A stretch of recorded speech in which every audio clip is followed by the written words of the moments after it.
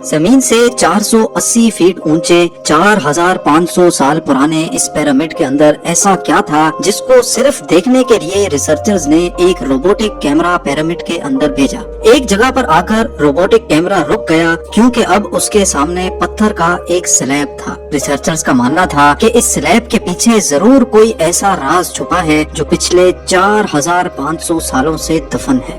یہ راز ان کو ہر قیمت پر جاننا تھا، اس لیے انہوں نے روبوٹ کے آگے ایک ڈرل مشین لگائی جس نے اس پتھر کے سلیب میں باریک چھید کر دیا۔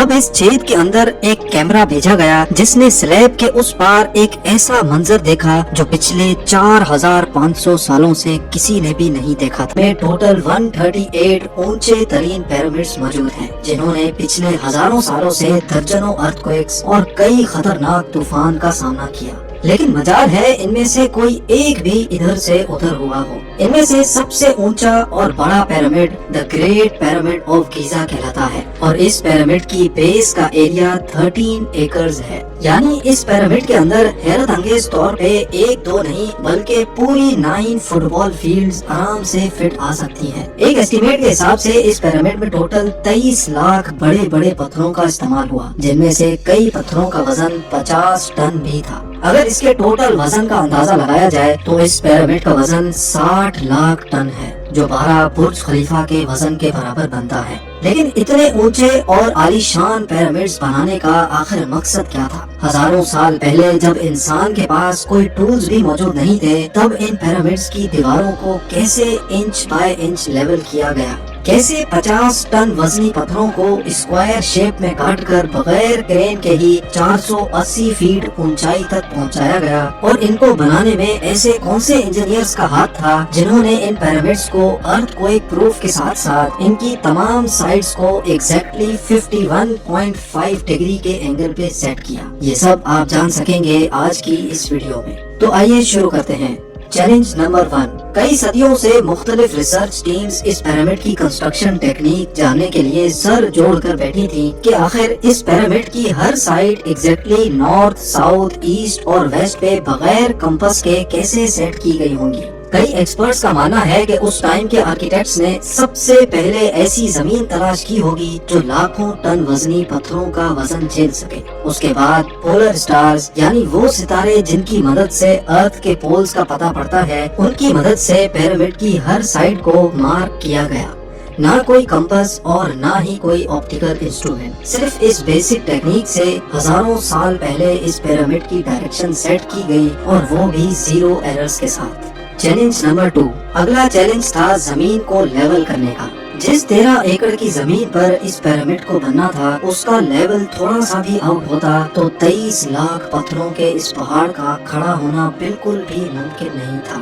اب اس زمین کو لیول کرنے کے لیے اس ٹائم کے انجینئرز کے پاس نہ ہی لیزر لیولر تھا اور نہ ہی ببل لیول۔ ایکسپرٹس کا ماننا ہے کہ کنسٹرکشن سائٹ کی چاروں سائڈز پر کھڈا کر کے اس میں پانی ڈالا گیا ہوگا، اور پھر ایک سائڈ کے پانی کے لیول سے دوسرے سائڈ کے پانی کے لیول کو میچ کیا گیا ہوگا۔ جو زمین کا حصہ پانی کے لیول سے میچ نہیں کر رہا ہوگا، اس کو چھینی اور ہتھوڑوں کی مدد سے کاٹ کر لیول کیا گیا ہوگا۔ کئی ایکسپرٹس کا ماننا ہے کہ اینشنٹ ایجپشنز نے اس سمپل ٹول کا بھی استعمال کیا، جس کی دونوں سائڈز پہ لکڑیاں اور اس کے ٹھیک سینٹر پہ ایک رسی سے پتھر بندھا ہوا ہے۔ اگر پتھر زمین سے ٹچ ہو گیا اور اس کی رسی ٹھیک سینٹر لائن پہ آ رہی ہوگی تو اس کا مطلب ہے کہ بیچ کی زمین پرفیکٹلی لیولڈ ہے۔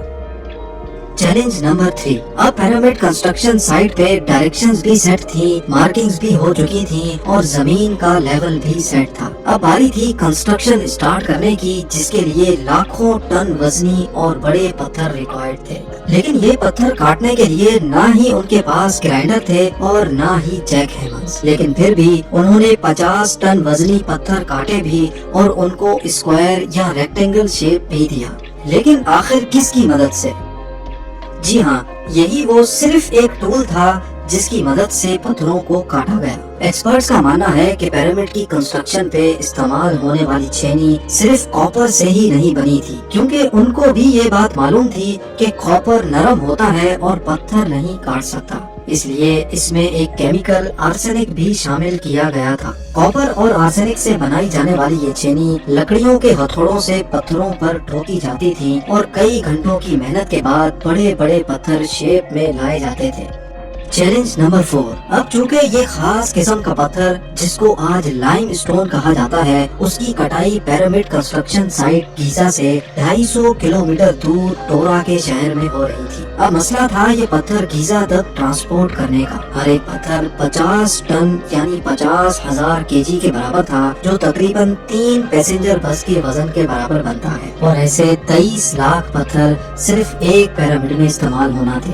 اتنا زیادہ وزن ٹرانسپورٹ کرنے کے لیے نہ ہی اس دور میں کوئی جانور کام آ سکتا تھا اور نہ ہی ان کے پاس ٹرکس موجود تھے۔ حتیٰ کہ اگر آج کل کے جدید دور میں بھی یہ کام کرنا پڑے تو ٹرانسپورٹ کمپنیز کو اچھا خاصا ٹف ٹائم آئے گا۔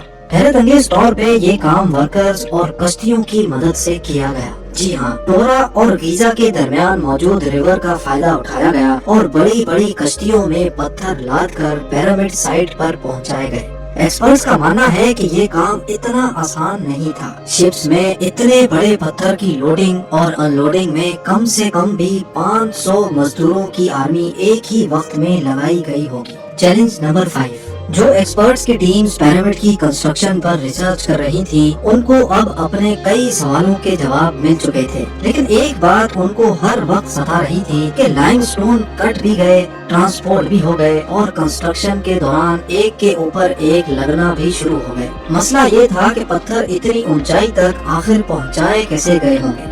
کئی ایکسپرٹس کا ماننا ہے کہ پیرامڈ کی کنسٹرکشن سے پہلے ہی یہ پلان کر لیا گیا تھا۔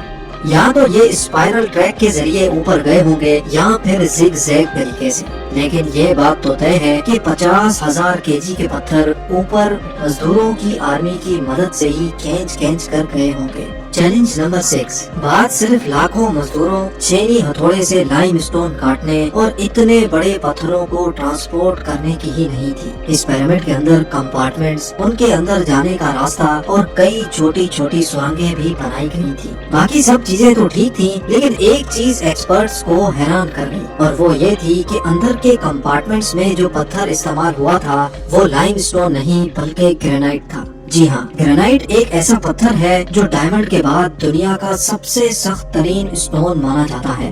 آج کل کے ماڈرن دور میں بھی گرینائٹ بڑے بڑے گرائنڈرز کی مدد کے سوا کاٹا ہی نہیں جا سکتا۔ دنیا بھر سے کئی آرکیولوجیکل ایکسپرٹس کو پیرامڈ کا وزٹ بھی کروایا گیا، لیکن کسی کو بھی اس بات کا سراغ نہیں ملا کہ 4500 سال پہلے ایجپشنز نے گرینائٹ جیسے ٹھوس پتھر کو اتنی صفائی سے کیسے کاٹا تھا۔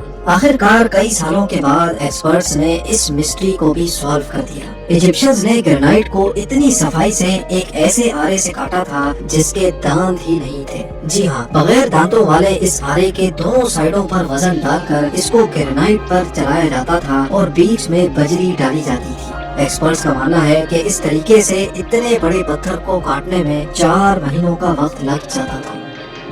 آخرکار پیرامڈز بنانے کا مقصد کیا تھا؟